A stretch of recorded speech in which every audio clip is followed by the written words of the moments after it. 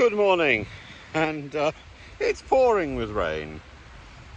Now, I was looking at the comments early on this morning, and one comment stood out particularly, which said, do I still believe that Mr. Putin is dead?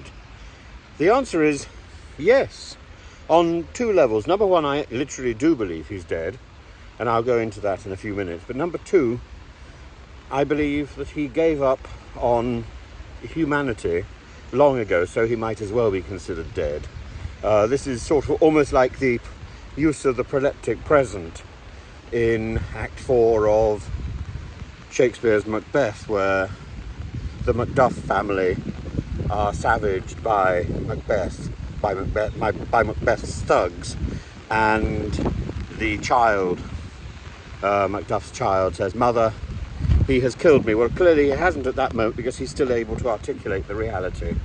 But his death is inevitable, and that's one interpretation of Putin's death and Putin's time in the freezer. But the reality is that there are 4 points. The first is about Nikolai Petrushev, who worked for the Federal Security Service. That's not some sort of postal service. It's something slightly nasty. And he spoke of Putin in a lengthy speech, and he spoke about him in the past tense. He talked about such a leader as Putin.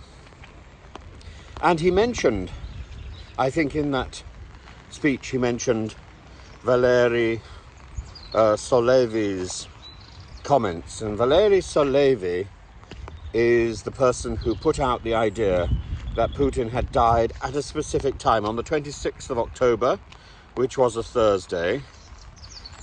He's a Russian political analyst. 26th of October, a Thursday, and at 8:40 p.m.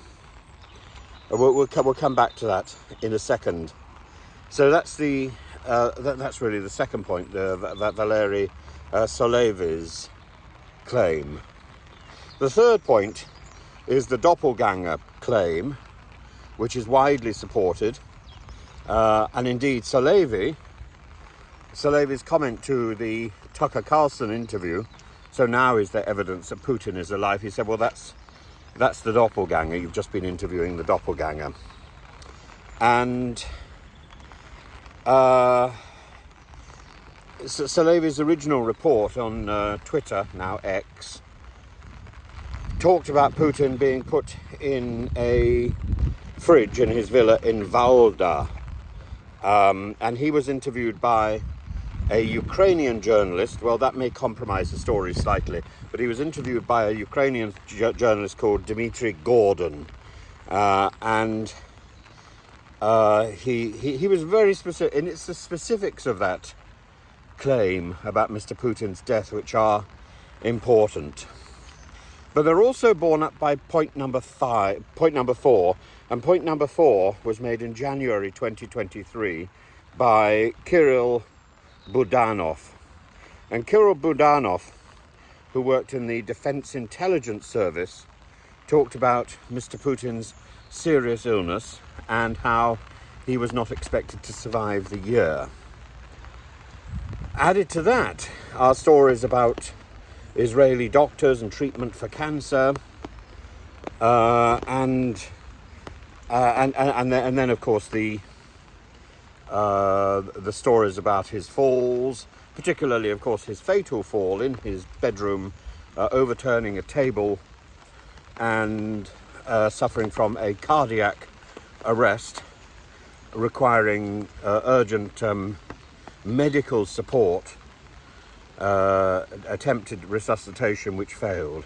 Now, as I say, the details for all of these stories are as specific as the details that surrounded the stories much earlier that I reported that Mr. Putin was gay. And again, they come from Russian sources, so Russian sources are not necessarily exact, but they're significantly more reliable than Western gossip. And so until there's genuine evidence that what we're seeing is not a very, very accomplished actor speaking from a script, who may have or may not have earlobes, but is definitely not the same person that we saw 3 years ago. And until we have some serious evidence of facelifts and medical procedures to the real Putin, I think we can assume this one is a fake. Certainly, however we judge Putin, something medical has happened. It may be terminal.